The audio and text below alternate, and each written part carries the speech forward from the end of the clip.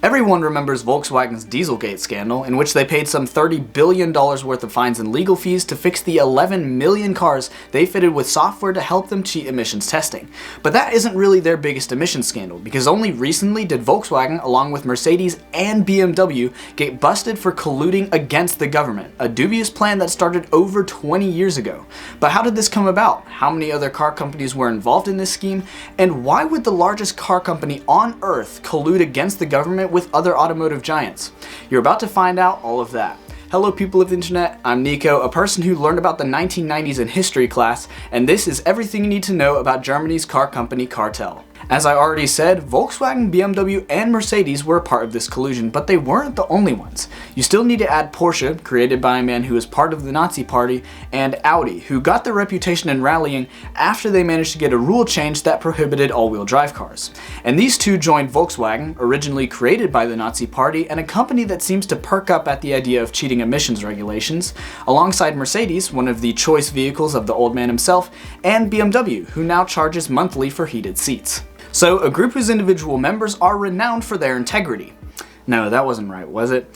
So, a group whose individual members are renowned for making a lot of cars made up Germany's car company Cartel, and they were out on a mission. Though before I get to what they did and why, I need to preface this by laying out the landscape for you. Europe, a sprawling collection of quaint villages, bustling cities that have stood the test of time, and some of the best scenery the world has to offer. The European Union recognizes this wonderful scenery they preside over, and also don't want to spend billions of euros on fixing damages caused by climate change, so they have strict emissions regulations. This of course causes multi-billion-dollar headaches for all the companies that make more money from less strict emissions regulations. So when companies find a questionably legal loophole, they certainly scope it out and may well jump the gun on it. The issue the automotive giants of Germany were facing had to do with the emissions of their diesel cars. You see, in Europe, diesel is usually the cheapest fuel, whereas here in the States, diesel is far more expensive than gasoline. Because of this, many more diesel cars are sold in Europe, and any money saved while producing all these cars is good money earned. So of course, Volkswagen and the rest are going to explore different ways to cut costs. This then resulted in several meetings about all the possible ways they could decrease the costs, which is actually part of the reason why they got in trouble with the law, but I'll get to that and all the other laws they violated later in the video. What these new best friends schemed up was a plan to limit the rate at which they could improve the emissions of their cars. The group decided that the best approach would be to restrict competition and agree on several factors that must be considered for diesel-powered cars.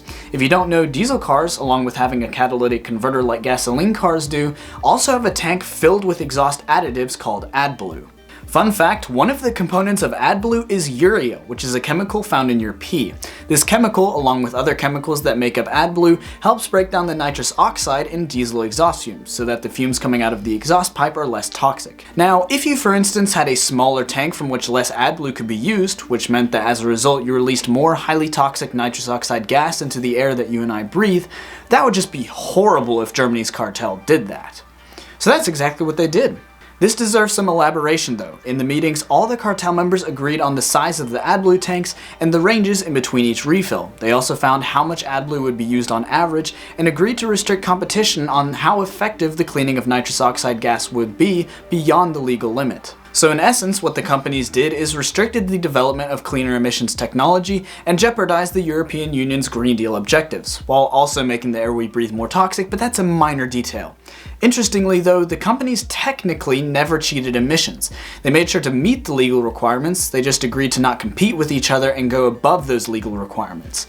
In doing so, however, they broke two other EU laws, the first one being what I previously mentioned, collusion. The second law is that the limitation of technical development is illegal as per the European Economic Area Agreement. Yes, the lack of technical innovation past what is known to be possible is illegal. Now, don't be that shocked, the US also has laws against collusion and limiting competition, so it's not really anything that outlandish. And it helps promote innovation, which then also promotes competition, which then means that the companies try to offer you the best possible product at the lowest possible price, which ultimately helps us consumers.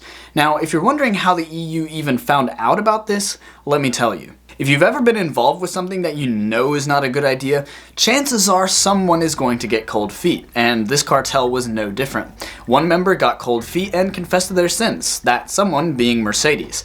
And would you know, they were given forgiveness. Mercedes did not pay a single penny in fines because they were the one that snitched to the EU. Volkswagen and BMW, on the other hand, did. VW, with the involvement of its subsidiaries Audi and Porsche, had to pay the most at over 500 million euros, roughly $520 million. Volkswagen did get a nice cushy 45% discount though for providing evidence to the European Commission, so it should have been more. Meanwhile, BMW got no such discount and paid 372 million euros, or about $388 million.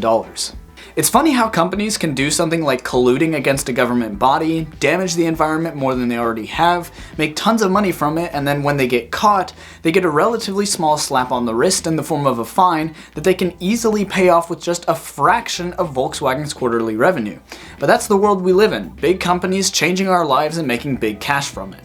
And there is no better example of that than the story of how the automotive industry and the oil industry overthrew American public transportation, but that story will have to wait until after I talk about the present energy crisis, which I will cover in my next video. If you enjoyed this video, consider subscribing. It's free and you can always change your mind later. Until next time, people of the internet, peace out.